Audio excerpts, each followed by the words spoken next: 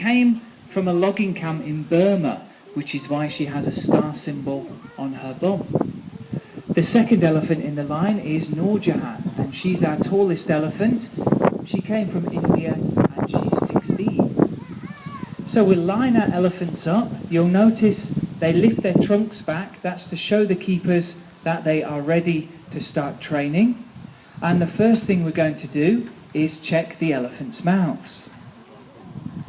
So we're looking at their lips, their gum, their tongue and their teeth. They've only got 4 teeth, 2 top and 2 bottom, but each one is about the size of a house brick. Next we'll check the elephant's ears. And we're looking for any cuts, scrapes or bruises, and also this is where we would take any blood samples from because it's the thinnest part of the elephant's body. And then last of all, with these head checks, we're going to have a good look at their trunk. So they'll drop it down for the keepers, and as well as being able to check all over the trunk, this also helps establish a nice bond between our keepers and our elephants. Now, as well as feeding themselves with these trunks, elephants can also help our keepers out. So if we drop something on the floor like a brush, they will pick it up and give it back to us. And this means we don't need to bend down in front of such large animals to pick things up off the floor. And now that we have this brush, what we can do is give the elephants a bit of foot care. Now, the sand in the paddock acts as a natural pumice for their feet, so on a daily basis it's looking after them.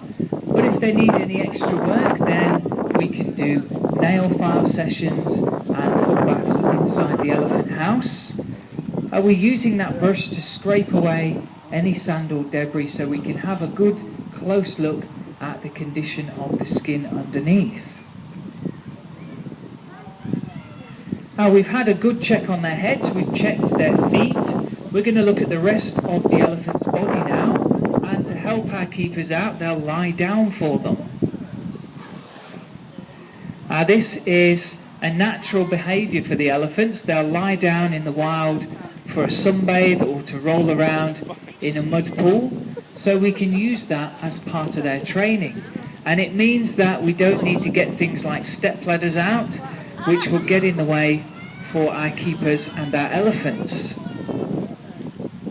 Now again, we're keeping hold of that brush because if we want to look closely at any patches of skin, we can brush away the sand that our girls have been throwing on themselves today. And then up they come. They weigh close to 3 tons each, so they're doing very well. They're very mobile for such a big size. So we've had a look at their backs and sides. We're going to check the top of their heads now. And again, to help the keepers, the elephants will bow their heads down for them.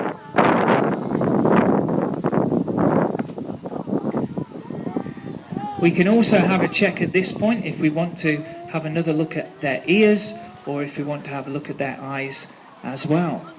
Still brushing, still making sure we're getting a close look at that skin by getting rid of any sand and debris around the head area.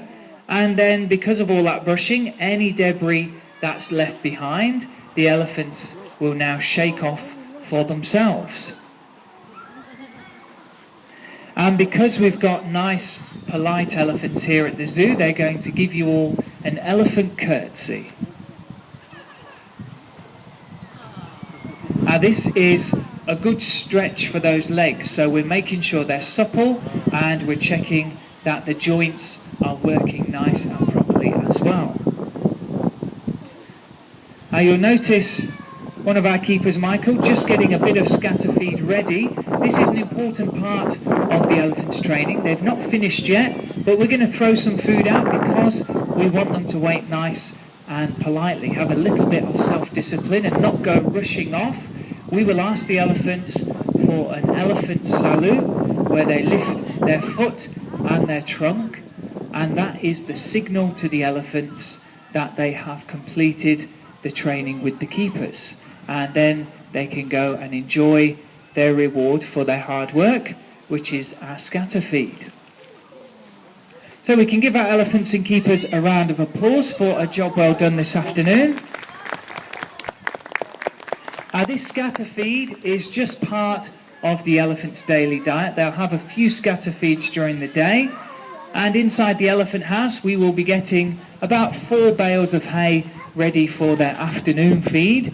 And as part of the elephant's enrichment, we'll put that hay into hay nets and hang it from the ceiling.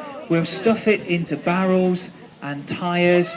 Lots of interesting things for the elephants to do later on when they go for their feed. And they'll also have lots of leafy browse as well during the course of the day.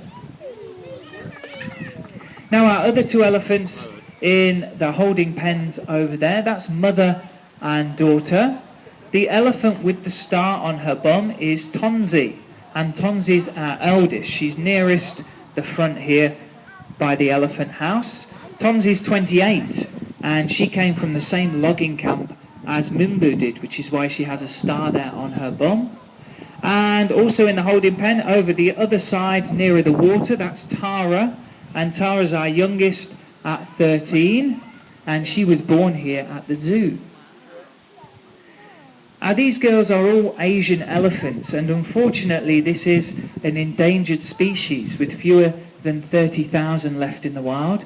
The main problem the Asian elephants face are that they're losing their habitat to palm oil plantations and to farmland.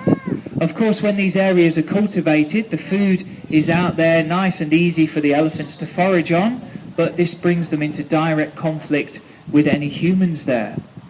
And for more information, you can pop to our website, www.twycrossu.org. And if you have any questions, then our keepers are out and about now to talk to you if you want to ask them anything. Our next talk today is at